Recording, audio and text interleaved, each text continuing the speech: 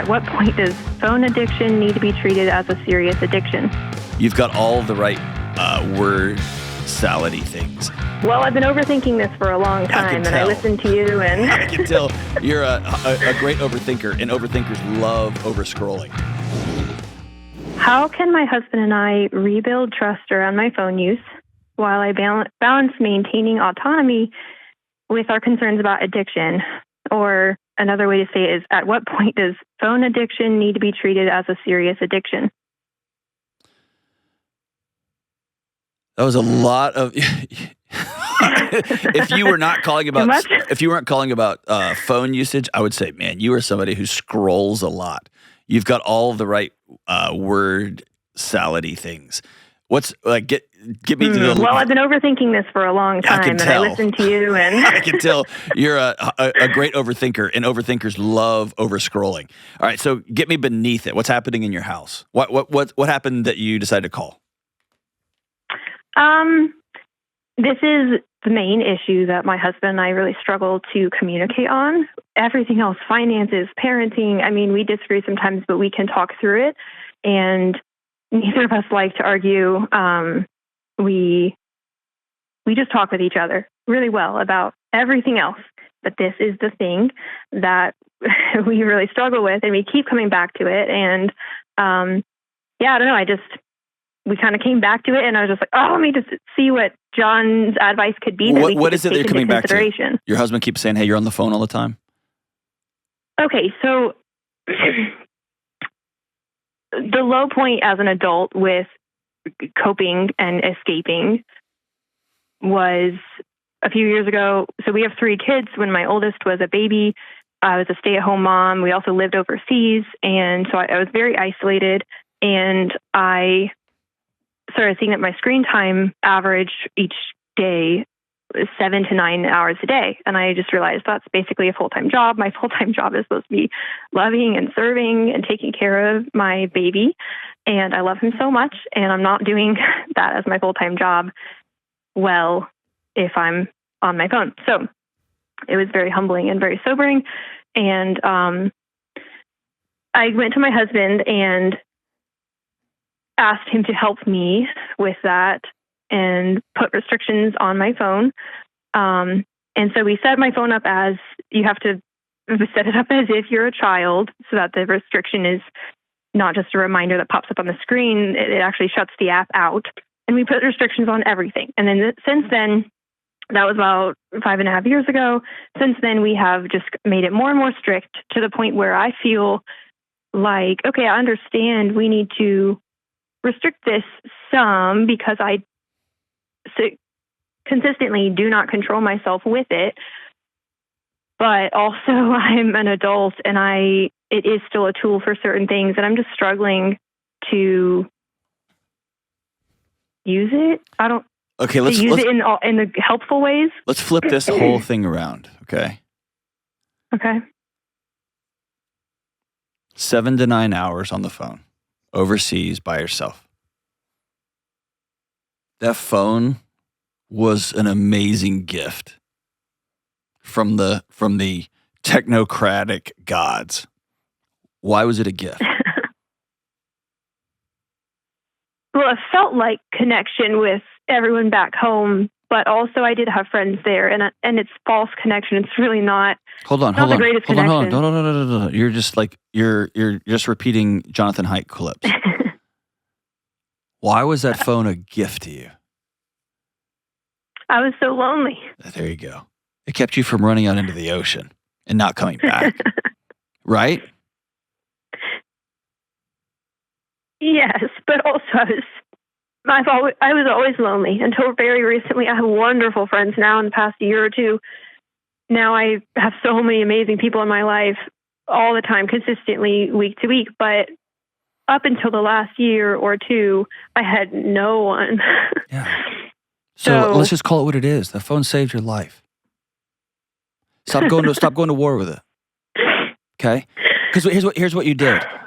You had 2 broken ankles and a blown out ACL. And you went to your husband and you said, I'm using these crutches way too much. And instead of going to see a physician, see a surgeon to get your ankles fixed and your knee fixed, you just had your husband lock up your crutches. The phone was never the problem. It becomes the problem because those bastards are so good at their addictive nature to them. But that's not the problem. The problem was I'm so desperately lonely I can't breathe, and I'm stuck in this house with this child that everyone says you're supposed to love and you're supposed to be so grateful for, and no human is ever supposed to be locked in the house with a screaming child alone. That has never happened in human history until like a few years ago. It's madness. Yeah. And so the phone worked. I hear what you're saying. So now I have connection with friends, and it's not nearly as addictive as it used to be. Now it's a habit. But still. Now it's a habit. It's an automation. So how can I practice? Hold on. Can we go beneath that for a second? Yeah. I think you're surrounded by people, but I think you're still dreadfully lonely. And I think you've told yourself, I'm not lonely because look at all these people. I don't know. I can really be my true self with several people, which is a huge gift. I didn't used to have that. Do you think you're worth it? Do you think their life is better because they get to be friends with you?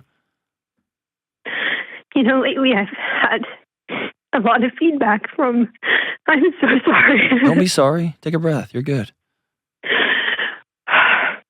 I have had a lot of feedback from my friends about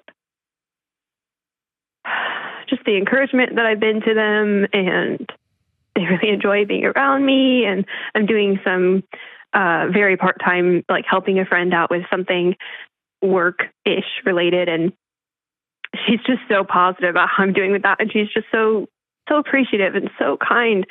And I'm really not used to that. There you go. Okay, hold on. I'm trying to. Don't stop. You keep shoulding and trying, and I have to. Just be for a second. You've never had somebody tell you, God, I'm so glad that you're in my life.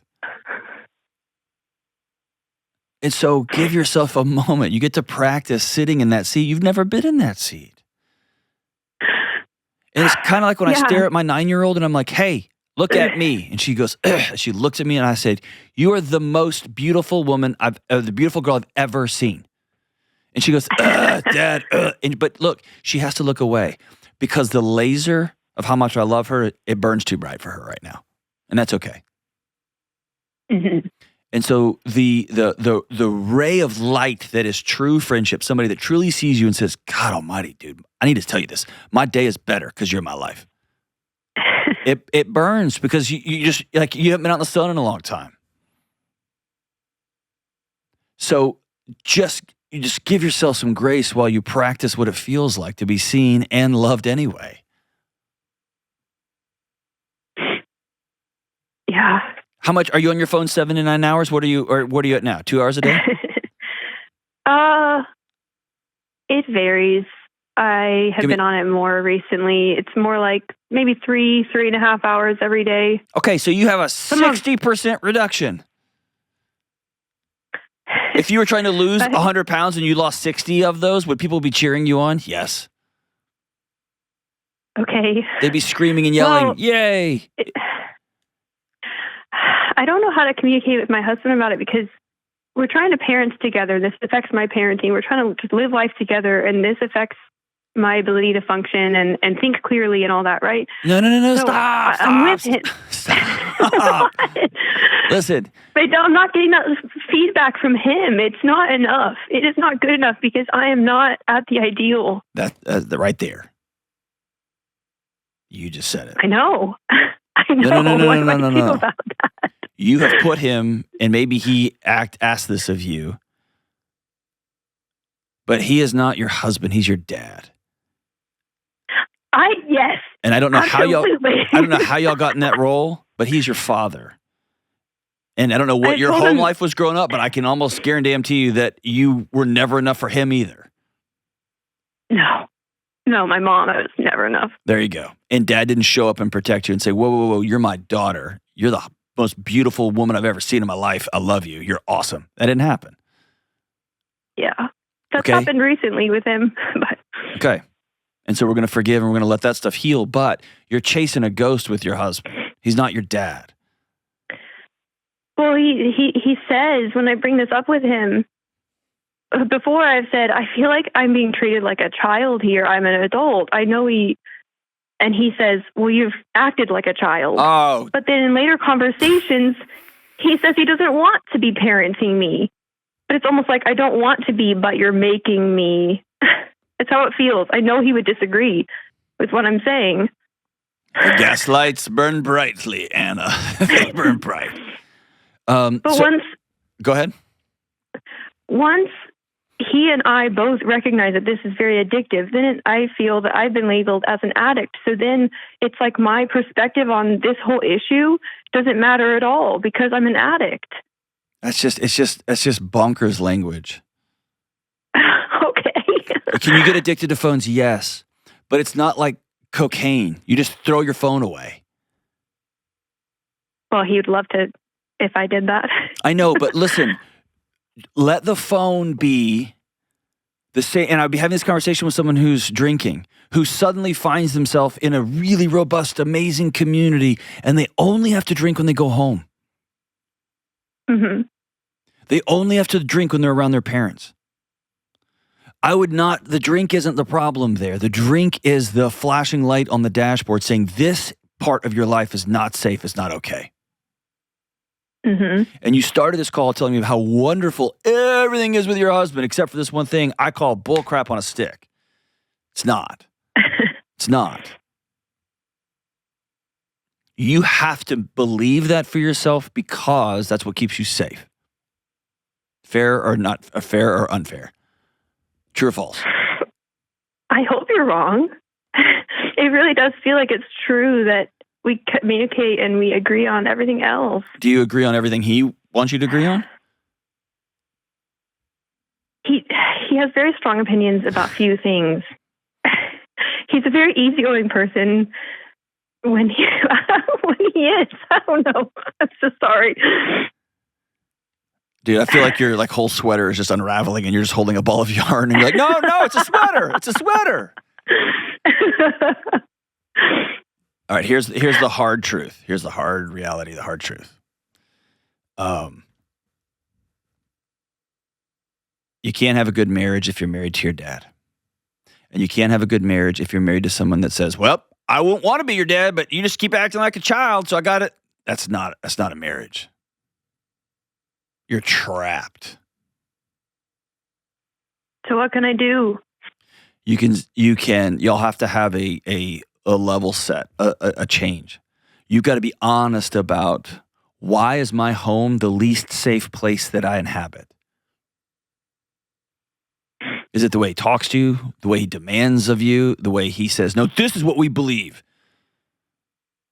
Or if you say, hey, this food at the restaurant's not very good. I don't like this. And the waitress comes over and says, everything good. And he goes, we're fine. We're good. I don't know what it is. But I think it's because home was always, I never felt like I had a home growing up. I don't know how to feel safe in my home. And maybe that's that. Maybe it's not him. Okay, perfect. I love that you said that because I want to like this guy, right? I really do. And maybe you would. He's amazing. But maybe he's driving me crazy about this. Maybe that's the thing. Maybe he feels like you put him the first time you said, "Hey, I'm an addict. I need you to put these restrictions on." He said, "Okay, I'm gonna love her." And I've listened that I need to listen to my wife, and the best way I can love her is do whatever she asks me. I'm gonna do this. And so he's trying to do what you ask him to do. And he didn't want to be doing it. You don't want to be. Maybe that's the case. I don't think I think walking around with a label that I'm an addict, it's not helping you. Yeah. And I don't think it's intellectually honest. I think underneath it, I want you just to look at the places in your life where you find yourself reaching for your phone. And if you have the self-awareness, what you just said is really powerful. To me, it's the little dotted light in the dark on the path that is where you need to walk. And that is sitting down with your husband saying, okay, I lived my whole life terrified to walk in my front door because of my dad and my mom. And I'm so sorry, but because of my nervous system, home is still a place I'm not comfortable, and I'm dedicating 2025 and 2026 to learning and practicing being comfortable in this house. Yeah. So every week, you and him are going to hold hands and do something really schmoozy, like ask each other, how can I love you this week? What's the most loving thing I could do for you this week? What does safety feel like this week? And you are going to have to do the hard work of saying, this is what makes me feel seen. This is what makes me feel safe. And I'm almost going to promise you that phone usage will go away. It will fade out. So to practice this, do I take the restrictions off my phone and stop treating it like that? Or I think you take all the restrictions off your phone. And people listening are like, what? Take them all off. Take them all off. You're a grown-up. You made humans. And then number 2, make some really firm, put some hurdles in your way, as they say. James Clear says, make some friction. Okay. So when I walk in my house, in fact, if you and your husband want to do something kind of cheesy, go to Home Depot and get some wood, and y'all create like a really fancy box together and get a YouTube video, and y'all make a birdhouse but kind of convert it. And it'll be awful and janky. Love that. He's so good at woodworking. Of course he is, because he's a freaking awesome guy. Now, I was talking bad about him. I think he's great. Make an amazing box that when you walk in the door, the phone goes in the box. Okay. I don't need to get all these rigamaroos and all these special apps and time. No, I'm putting it in the box. It just goes in there. And that way, the only time you get it is when you need it. When I have to make a call. We need to check on a map, and then it goes back in the box. And you being present with yourself, every time you want to go check it, ask yourself, just stop for a second. You're looking for a millisecond between I want to grab the phone and I'm going to grab the phone.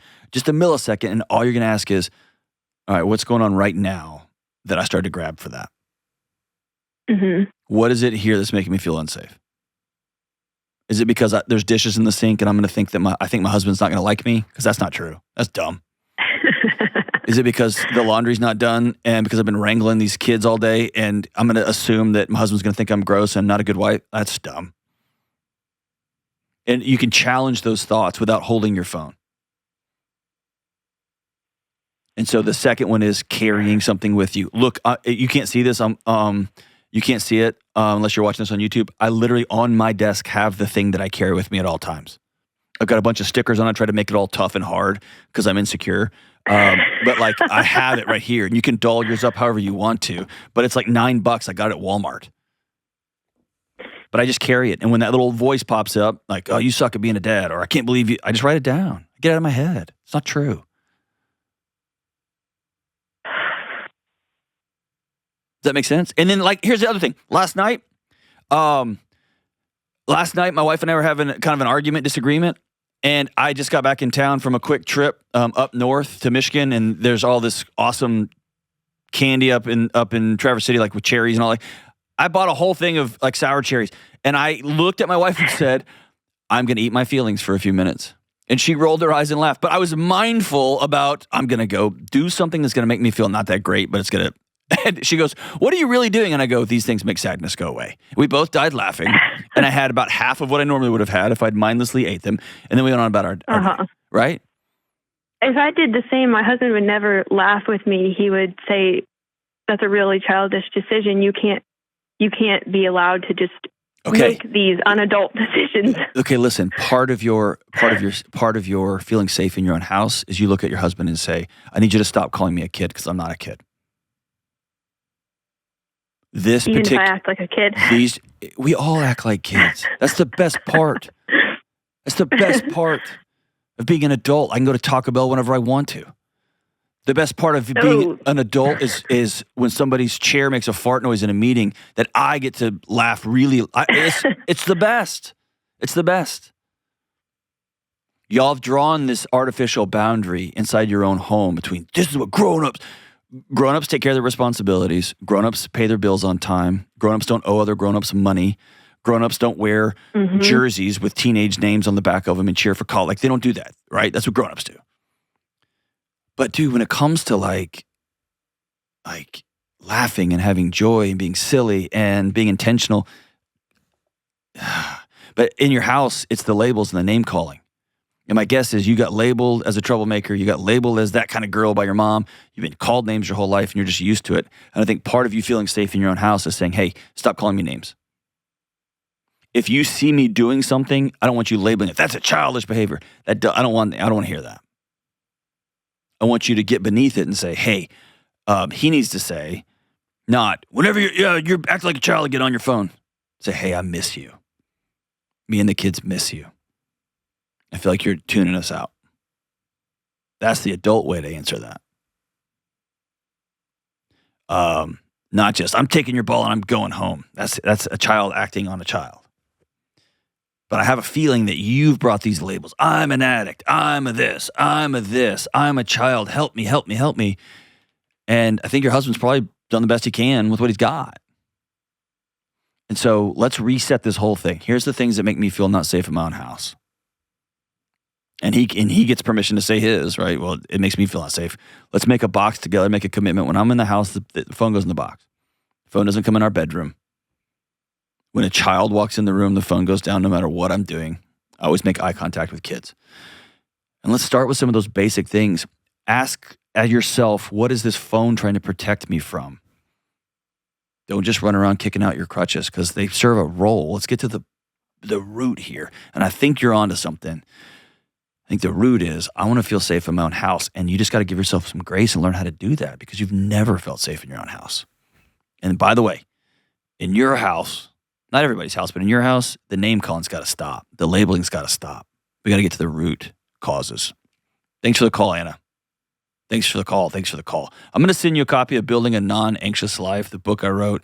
I think it's going to be a pretty great roadmap for you and your husband. In fact, I'm going to send you 2 copies. I want you all to read them together and do kind of a little husband-wife book study with it. I think it's going to help with the labeling challenges. I think it's going to help with all these actions moving forward.